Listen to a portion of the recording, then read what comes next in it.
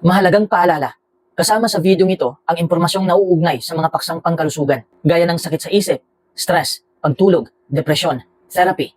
Bago gamitin ang alinman sa mga impormasyon na magagamit sa pamamagitan ng video na ito, inirekomenda ko na kumonsulta ka sa isang mental health provider. Ang video na ito ay hindi dapat isipin o umasa sa anumang paraan bilang payo sa mental health. Ang impormasyong ibinigay sa pamamagitan ng video na ito ay hindi inilaan upang maging isang kapalit sa professional medical advice, diagnosis, o paggamot na maaaring ibigay ng iyong sariling rehistradong profesional sa pangangalagang pagkalusugan. Maraming salamat.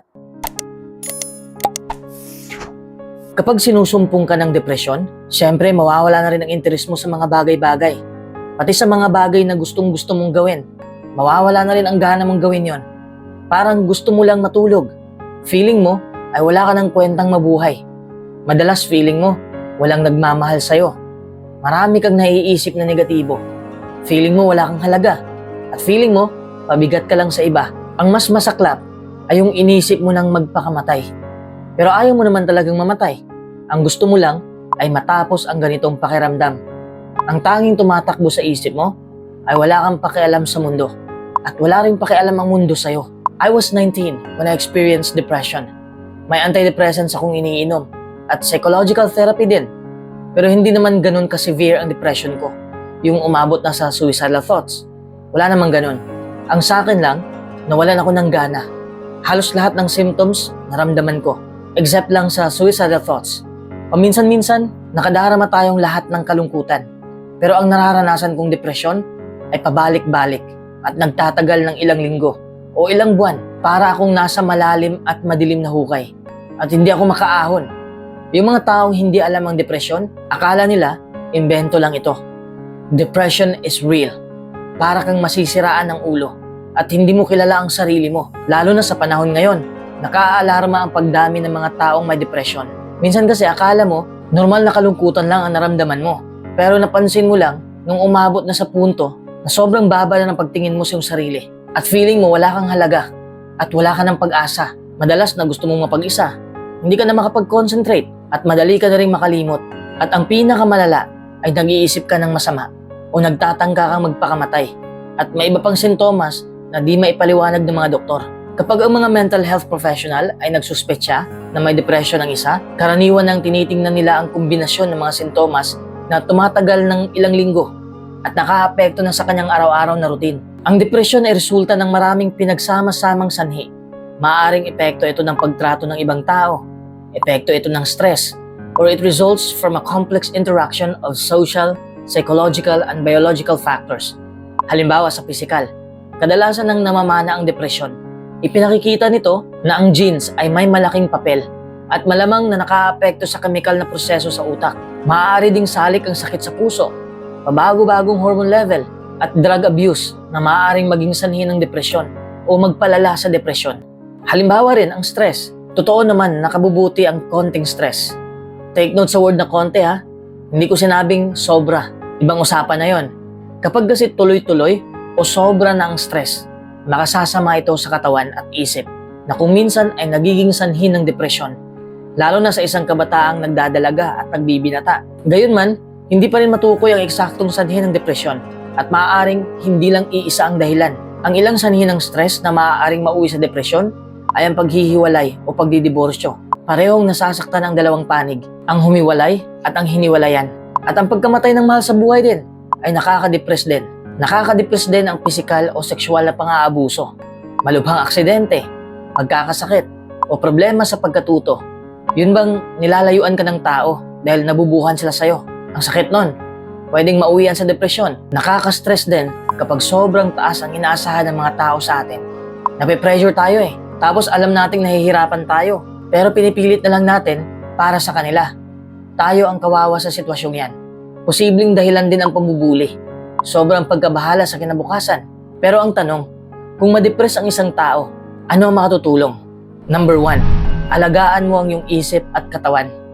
Kapag di gaanong malala ang depresyon, o kahit malala na ang depresyon, magagamot ka pa rin ng mental health professional. Pwede rin magamot yan sa pamamagitan ng counseling.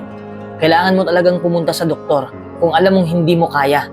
Utos yan ni Jesus sa atin. Sabay nating basahin ang Marcos 2:17. Ang malalakas ay hindi nangangailangan ng manggagamot, kundi ang mga may sakit. Kung malakas ka, hindi mo na kailangan ng doktor. Kung mahina ka, kailangan mo na ng doktor upang matulungan ka, upang gumaling ka. Kapag binaliwala mo ang iyong sakit, pwedeng maapektuhan nito ang anumang bahagi ng iyong katawan, pati na ang utak mo.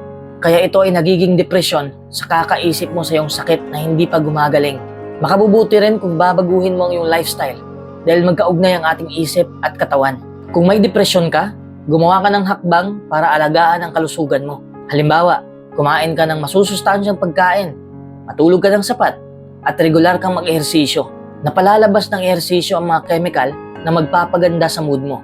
Ang ehersisyo ang magpapalakas sa'yo at magpapasarap pa sa tulog mo. Alamin mo rin ang nagiging dahilan o mga senyales na susumpungin ka ng depresyon at gumawa ka ng mga hakbang para maiwasan ito. May positibong epekto rin kung ikay makipag-usap sa taong mapagkakatiwalaan mo. Makatutulong ang pagdamay ng mga kapamilya at kaibigan para mas makayanan mo ang depresyon at posibleng mabawasan ang sintomas nito. Kung ayaw mo makipag-usap dahil nahihiya kang i-share sa iba ang nadarama mo, pwede mo ring isulat kung ano ang iniisip mo at kung ano ang nadarama mo.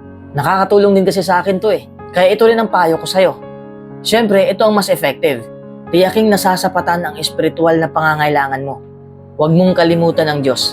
Manalangin ka at siguradong mapagaganda niya ang pananaw mo sa buhay. Sinabi ni Jesucristo, maligaya ang mga nakauunawa na kailangan nila ang Diyos.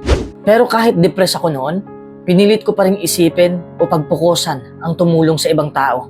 Dahil dun gumana ang loob ko Mas hindi ko naisip ang sarili kong problema. Alam kong hindi yan madaling gawin. Pero malay mo, dyan gagaan ang loob mo. At sabi ko nga, nakakatulong din ang pananalangin at pagbabasa ng Biblia. Subukan mong ibuhos ang laman ng puso mo sa Diyos. Tingnan natin kung hindi ba gagaan ang loob mo. Siguradong malaki ang pagbabagong maramdaman mo. Kapag kasi kinausap mo ang Diyos sa pamamagitan ng pananalangin at babasahin mo ang kanyang salita, ang Biblia, makikita mo at mararamdaman mo na mahalaga ka sa Kanya at nagmamalasakit siya sa'yo. Pangako, maging positibo ang pananaw mo sa hinaharap kung gagawin mo lang to. Bakit sigurado ako sa mga pinagsasabi ko? Dahil ang Diyos ang lumikha sa atin. Kaya lubos niyang nauunawaan na nakakaapekto sa ating pananaw at nadarama ang ating kinalakhan, ang ating karanasan sa buhay, at ang ating genes. Kayang-kaya na tayong alalayan. Pwede niyang udyukan ang sino mang may simpatya para tulungan tayo. Hindi lang yan, darating din ang panahon na paghahalingin ng Diyos ang lahat ng iniinda nating sakit. Nakasulat yan sa Isaiah 33:24. At walang nakatira doon ang magsasabi, may sakit ako. Nangangako ang Diyos na papahirin niya ang bawat luha sa mga mata natin at mawawala na ang kamatayan, pati ang pagdadalamhati, at ang pag-iyak, at ang kirot. Talagang nakapagpapatibay yan para sa mga magulang na nanonood ng video ito.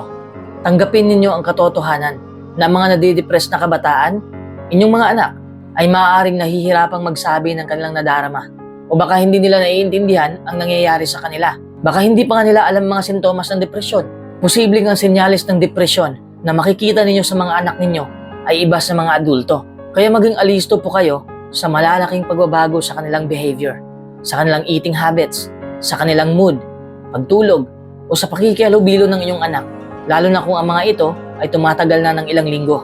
Huwag po ninyong baliwalain kapag may sinasabi siya tungkol sa pagpapakamatay o kung may pahiwatig ng pagpapatiwakal o huwag po kayong tumawa. Akala nyo lang kasi biro lang o sobrang OA lang nila, pero totoo po ang depresyon. At kung nagsususpetsya ka na may depresyon ng iyong anak, yun bang hindi lang basta sumpong? Pag-isipan mo kung makabubuting magpatingin sa doktor. Tanungin po ninyo ang inyong anak na sundin ang panggagamot at bumalik po kayo sa doktor kung makita ninyong hindi bumubuti ang kalagayan niya o kung may masamang epekto ang gamot. Bilang pamilya, magkaroon po kayo ng magandang routine sa pag-kain, pag-ehersisyo at pagtulog. Lagi po kayong makipag-usap sa inyong anak at tulungan siyang harapin ang anumang senyales na maaaring mauwi sa depresyon. Lagi po ninyong ipadama sa inyong anak kung gaano niyo po siya kamahal. Dahil kapag nadidepress siya, pakiramdam niya ay nag-iisa siya. Nahihiya siyang magsalita sa kanyang nararamdaman at pakiramdam niya ay wala siyang halaga. Para naman sa mga kabataan o adulto na may depresyon, gumawa po kayo ng emotional first aid kit na panlaban sa depresyon. Isang emotional first aid kit na may mga bagay na nakapagpapagaan ng pakiramdam, na may teksto sa Biblia, na may kantang nagpapakalma sa'yo, at may positibong artikulo at magandang karanasan. Makatutulong kasi ang paggawa ng emotional first aid kit para makontrol mo ang iyong iniisip at nadarama. Depende naman sa'yo kung isama mo ba ang mga bagay na ito. Number 1, numero ng mga taong gusto mong tawagan kapag nalulungkot ka. Number 2, mga paborito mong kanta na nakapagpapasaya at nakapagpapagaan ng loob mo. Number 3, mga kasabihang magsisilbing inspirasyon at mga artikulong nagbibigay ng pag-asa. Number 4, listahan ng mga teksto sa Biblia na nakapagpapagaan ng pakiramdam, gaya nito. Number 5, mga bagay na magpapaalaala na may nagmamahal sa'yo. Number 6, isang diary kung saan nakasulat ang mga positibong pananaw mo, pati na ang iyong magagandang karanasan.